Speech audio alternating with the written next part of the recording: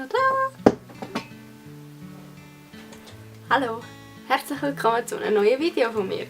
Falls ihr euch fragt, meine Haare sind nicht fettig, sondern nass. Heute filme ich euch ein Get Ready With Me filmen. Einfach so, weil ich gerade Lust habe dazu. Ja, ich hoffe, es gefällt euch. Viel Spaß!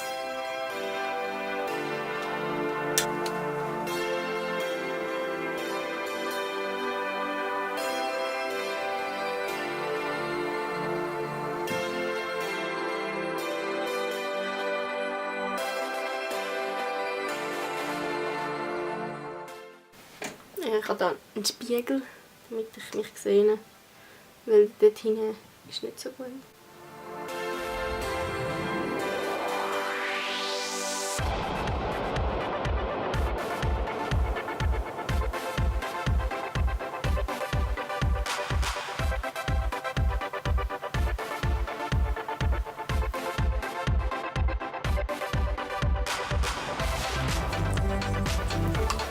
Ich bringe es nicht auf!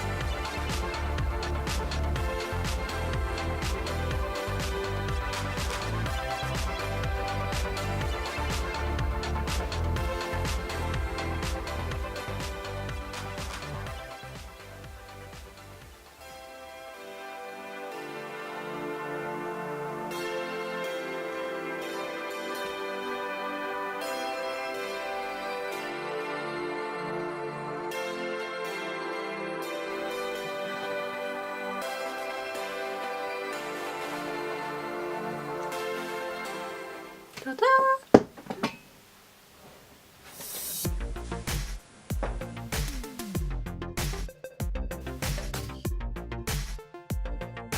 Das war es jetzt von meinem Video.